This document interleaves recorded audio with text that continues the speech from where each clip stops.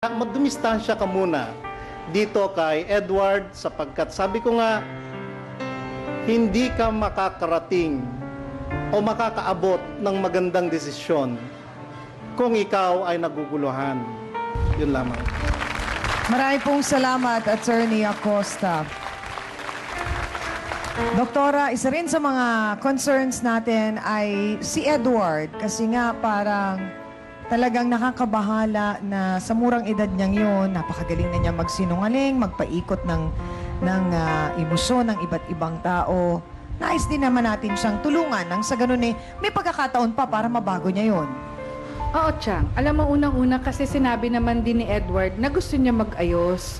Sabi ko, masyado kang nasanay sa buhay na may pera, masyado kang nasanay na meron kang palaging ginagastos. Hindi ba kaya na magulang mong itustusan ang iyong pag-aaral? Kaya naman. Pero kung naging masyado kang ganito, nagalante at complacent ka na merong magtutustos sa'yo, paano masasabi na makakapagbago ka? Siguro mas mainam na ang gagawin mo ay yung sabihin na natin na hindi, kailangan ikaw tumayo ka on your own. Hindi yung merong mga pagkakataon na yung ganito na parang maghahanap ka na naman ng bagong Becky na bibiktimahin. Because of the fact na yung ganitong paulit-ulit na pattern na inumpisa niya sa isa lang, tapos nagkaroon ng pangalawa, may posibilidad na magkakaroon ng pangatlo at pangapat. Yun lang. Thank you very much, Dr. Camille. Father Sunny? Siyempre, hangad din namin ang magkaroon ng kapayapaan para sa kanilang lahat at magkabati-bati. Opo. Kaya Edward, nakita mo na ang lahat ng pagkakamali mo sa mga panluluko mo sa dalawang kapatid natin. Sana naman maging aral na ito, isang balakid na kung saan ikaw nadapa, doon ikaw ay babangon. Upang maging kaaya-aya ka sa Diyos. At para naman sa ating magkapatid na Becky, kung kayo may magkaroon ng isang karanasan, suriin po nyo at tingnan kung ito ba ay tunay na pag-ibig o ginagamit lamang kayo upang kayo'y makunan ng pera in exchange for love. Sana naman iabot nyo ang isa't isa ang kamay upang magkasundo at magpatawad. Salamat po. Marami pong salamat, Father Sunny, at sa ating trio tagapayo.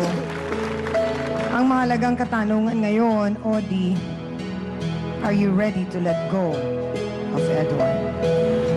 Po, ma'am. Ayusin na lang niya ang buhay niya. Yun lang po. Troy? So ganun pa rin ang gusto mo? 5 days kay Janine? 2 days sa'yo? Hindi na siya. Hindi na. Let go na ako. I'll focus on myself na lang siguro. Good. Janine, kung si Attorney Acosta nakapagsalita bilang ama, ako bilang kapatid mo, tingin ko, Janine, mas makakabuting mag-cool off muna kayo. Para makita mo kung talagang may magiging pagbabago ba o mas gusto mo pa rin magtuloy ang relasyon nyo. Magkukulop na lang po muna kami. Para po makapag-isip pa yung isip-isip. Ah. Tsaka po para may mapatunayan sa sarili niya. Dahil siyempre gusto mo rin naman ang mapapangasawa mo, di ba? Ay yung kaya kang buhayin kasi siya ay masipag, responsable, nagtatrabaho. Hindi ba? Okay. At Edward, pagpasensyahan mo na. Kung kinailangan naming bigyan ng payo ng ganun si Janine. Alam namin nag-aaral ka, natutuwa kami doon. Sana matapos mo yan sa pamamaraan ng hindi ka nang loloko ng ibang tao. Nakakatakot, Edward, natatanda kang ganun. At alam mo, Edward, ang pinagtrabahuhan ng talagang marangal, maayos, talagang nagsumikap ka, iba yung pakiramdam na yon. Na alam mong pinaghirapan mo yung bawat sinusweldo mo.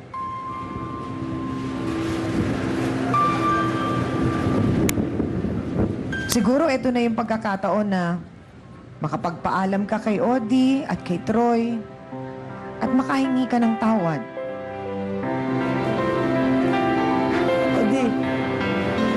Adi, pasensya ka na ha. Sorry, hindi na maulit yun.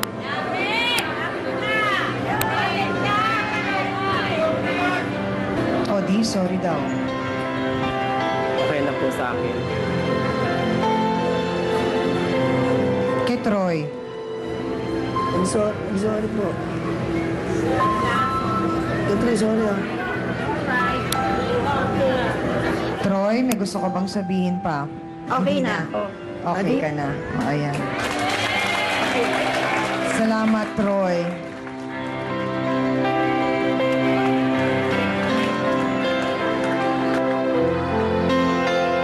Hangatin namin ang kaligayahan ninyo, Troy at Odi. At kahit paano, hangatin namin na sana'y maging maligaya ang Pasko nyo. Maraming salamat sa ating mga bisita. Aminan na po tayo mga kapatid, maraming aral na naman po tayong natutunan sa ating issue. May malaking pagkakaiba po ang pangangailangan at pagmamahal. Tandaan po natin mga kapatid, hindi lahat ng nagsasabi na kailangan kita ay tunay na mahal ka. At para po sa ating face-to-face, heart-to-heart thought for the day, ang taong laan para sa iyo ay hindi hinahanap, lalong hindi binibili, dahil siya ay kusang darating kahit hindi mo pa hanapin. Salamat mga kapatid sa pagsama niyo po sa amin. Siyempre, thank you din sa aking co-host na si Hans Mortel. Salamat Dance Squad. Sa iyo B1 at B2. Sarap ba tilapia? Oh. Maraming salamat din sa ating mahal na trio, Tagapayo. Ang ating pong sausawero at sausawera dito sa Talisay, Batangas. At sa mga bisita po nating nagtiwala para ibahagi ang kanilang tunay at totoong kwento ng buhay. Thank you very much din po sa ating mga sausawero at sausawera online worldwide. Sana po patuloy pa rin ang panonood nyo at pagbigay ng mga komento mga kapatid, good or bad, tinatanggap namin yan sa aming FB fan page. Maraming salamat din po sa mainit na pagtanggap ninyo sa amin at sa lahat ng mga sumusuporta. Tulad na rin po ni Honorable Mayor Zenaida S. Mendoza, Municipal Health Office Dr. Victoria V. Luna at sa kanyang staff. Salamat po. Sa Talisay Municipal Police Station kay PO1 Manuel R. Maligaya.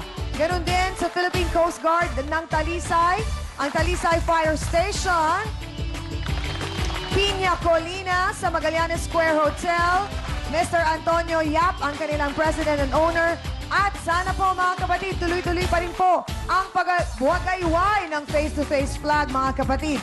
Tutukan at abangan po kami sa mga darating pang araw kung saan barangay namin kayo dadayuhin para makipag face-to-face. At kung gusto po ninyong dumayo kami sa inyong barangay, sumulat or mag-email lang po kayo sa amin para pag-usapan at ayusin po natin ang inyong mga problema, one barangay at a time. Muli, ako po ang inyong pambansang kapitana, ang inyong Chang Ami na laging nagpapaalala ang problema. Pwede mong tawanan, pero hindi mo yan dapat talikuran. Kaya kung may problema ka, harapin mo, pag-usapan natin yan. Para po sa inyo to mga kapatid. Ngayong Huwebes, itong si Rose kahit may asawa na, pagdating sa ibang lalaki, matinig pa rin. Lagi po yan. Sige, pag inuman po ng malalaki yan na. Bakit lagi kang napagbibintangan na ng aakit? Siguro nga po, nagagandahan sila lagi sa akin. Hindi ka kanilarutan? Marunong lang daw siya gumamit ng natural talent niya. Gabi raw so ako nagtatrabaho. Kailangan ho, magpakit ka po sa mga customer. Kung hindi mo gagawin yun, hindi ka po kikita ng pera. Sa lahat ng ginawa niya, mahal